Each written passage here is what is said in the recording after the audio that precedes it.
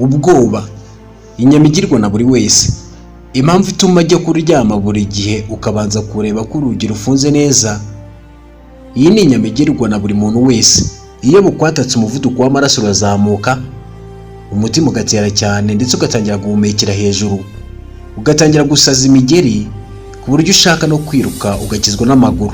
Ibi rero n'abakomeye bibaho, ari nayo mpamvu usanga ibikomerezwa byarahisemo gukaza umutekano wabyo kugira ngo hatagira ikintu na kimwe cyabatera ubwoba. Ubu burinzi kandi bukorerwa abantu bugenderamo akayabo k'amadolari, nubwo hari bamwe mu bihugu bigaragaza kubihisha, ariko hari abazi gucukumbura mu buryo buhanitse babasha kugera kuri ayo makuru. Nk'ubu Perezida Vladimir Putin uramuzi, ategeka Uburusiya, ni umwe mu bantu batinyitse ku isi. Hari urubuga rwagaragaje ko Perezida Vladimir Putin w'Uburusiya kimwe n'abandi banyapolitiki b'ingenzi barindwa n'urwego ruzwi nka Federal Protective Service, ariko abashinzwe kurinda Putin basa nk'urundi rwego rwihariye rw'abasore b'intarumikwa batojwe byahebuje. Si uwo gusa kuko na Perezida wa Korea ya Ruguru Kim Jong-un bivugwa ko isi yose yatunguwe n'uburinzi bw'umuyobozi w'ikirenga wa Korea ya Ruguru Kim Jong-un, ubwo babonaga abashinzwe kumurinda birukanka inyuma y'imodoka ye nayo y'umutamenwa ubwo yakoreraga uruzinduko muri Singapore muri 2018. Kim Jong-un ngo ntabwo afite abashinzwe umutekano we ba hafi gusa, ahubwo ngo afite ingabo 100,000 bivugwa ko arize ku giti cye ndetse ari uziha raporo gusa. Umwami Charles wa gatatu nawe ari mu barindwa cyane ku isi. Nta wavuga barindwa cyane by'agahebuzo ugasiga Perezida wa Leta Zunze Ubumwe za Amerika Joe Biden, w'Ubushinwa Xi Jinping, w'Ubufaransa Emmanuel Macron, nubwo akunda gukubitwa iki n'abaturage. Uzareba umushumba mukuru wa Kiliziya Gatolika ku isi nyir'ubutungane Papa Francis, uyu nawe afite uburinzi buhambaye. Bivugwa ko Papa yaba ari mu bantu barinzwe cyane ku isi.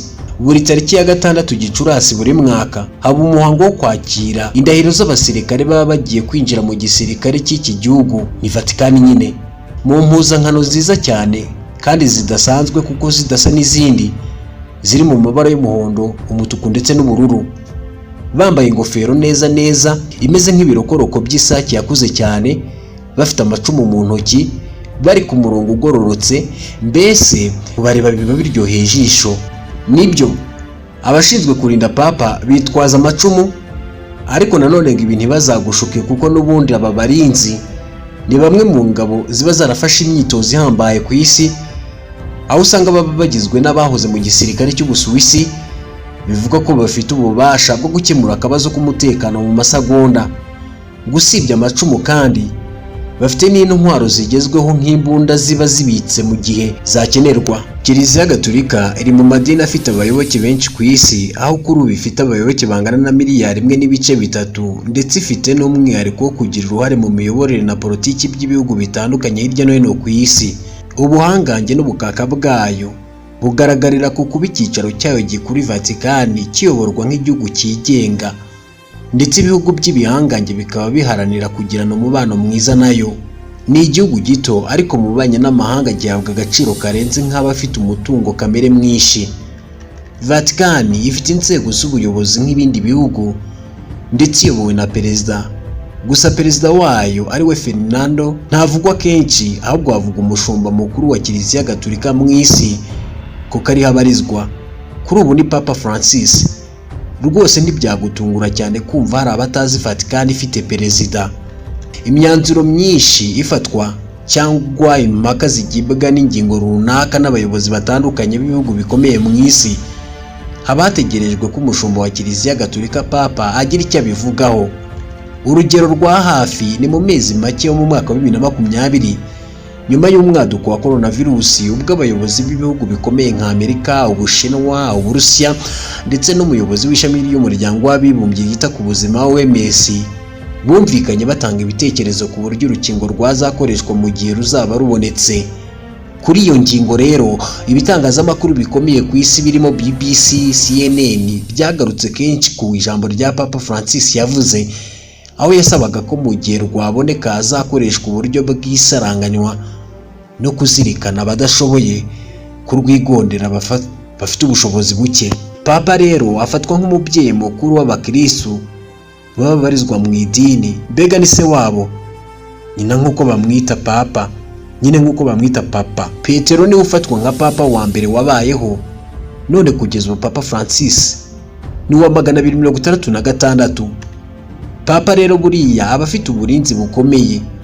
Iyo winjiye muri uyu mujyi wa Vatican uhabona ingabo zambaye mu buryo budasanzwe ku buryo ushobora no kwibeshya ko ari ingabo za kera, ariko icyo gihe waba wibeshye cyane kubera uburyo baba bambaye. Rero impuzankano yabo iri mu mabara atandukanye n'ubururu, umuhondo n'iroza. Uramutse urebye n'uburyo baba bari ku murongo bafite amacumu, bigutera kwibaza byinshi kuri bo, birimo kumenya aho bakomoka, uko bitoza ndetse n'uburyo bacunga umutekano muri rusange. Ijambo kandi ryarebaga irindi tsinda rishya ryari rigiye gutangira inshingano nazo zo gucunga umutekano wa papa. Iyo aba basirikare bagiye gutangira imirimo yabo bagira indahiro bakora. Uyu ni Nicolas Albert, umwe mu basirikare n'ubundi barinda papa, akaba barizwa muri uyu mutwe Swiss Guard. Mu ndahiro ye ati, ndarahirira imbere y'Imana ko nzakiza ubuzima bwa papa no kuba natanga ubuzima bwanjye ku bwa papa. Iyi nimwe mu ndahiro barahira mbere yo kujya mu nshingano z'iki gisirikare cy'iki gihugu. Ese n'iki ugomba kuba wujuje kugira ngo utorwe kujya mu gisirikare kirinda papa? Nk'uko bisanzwe mu gisirikare icyo ari cyo cyose, kugira ngo umuntu yinjire mu gisirikare hategurwa amarushanwa runaka kugira ngo umuntu yatsinze yemererwe. Ibyo rero ni nako bigenda kugira ngo winjire muri iki gisirikare kirinda papa ndetse n'umutekano wa Vatican muri rusange. Bimwe mu by'umuntu winjira muri iki gisirikare agomba kuba yujuje harimo kuba ari umuyoboke wa Kiliziya Gatolika y'Abaromani ku isi, ari ingaragu, mbega atarashyingiranwa. Ikirenze ibyo nuko bagomba kuba ari Abasuwisi. Bagomba kandi kuba bari mu kigero kiri hagati y'imyaka 19 na 30. Nta wakwemererwa kwinjira muri iki gisirikare byibuze adafite uburebure bureshya na metero 1 santimetero 74. Aba rero bagomba kuba kandi barize byibura amashuri yisumbuye, barayarangije. Ibyo byose kandi bakanayongeraho kurangiza imyitozo y'ibanze bakorera mu gisirikare cyo mu Busuwisi. Aha rero ntiwanakwirengagiza kandi ko bagomba kwerekana ko bafite ubuzima buzira umuze, kuba nta ndwara barwaye, kugira inkovu ku mubiri ndetse n'ibindi. Impuzankano y'abasirikare barinda papa ntabwo isa n'izindi dusanzwe tuzi za madowadowa, ahubwo bo bambara yujuje amabara y'umuhondo, umutuku ndetse n'ubururu. Gusa mu gihe cy'imihango runaka bagira indi myenda bambara ibijyanye n'imihango baba bagezeho. Kera mu kinyejana cya 14 abagabo b'Abasuwisi bari baramamagaye ko ari bo bagabo beza babaho, bitewe n'uburyo rero igihagararo cyabo cyabaga kimeze. Bimwe mu byatumaga urugamba urwo ari rwo rwose bajyagaho barutsinda. Ku itariki ya 6 Gicurasi 1527 ubwo abasirikare b'Abasuwisi bakoze igikorwa kidasanzwe cyarimo ubwitange buhambaye. Abasirikare b'umwami w'abami Charles wa gatanu bari mu gikorwa cyo kwirukana Roma igihe bagaragazaga gutera bazilika ya Mutagatifu Petero. Iyo bazilika rero murayizi, aha ni naho ingabo z'Abasuwisi zigaragarije karahava, aho bakoze ibishoboka byose kugira ngo barengere ubuzima bwa Papa Clement wa karindwi. Abo basirikare rero bacishije uyu mupapa wayoboraga Kiliziya, bamunyuza ahantu bitatekerezwaga ko yacishwa. Iki gihe abasirikare 150 kugera ku 180 bahasize ubuzima kubera kurengera ubuzima bwa papa.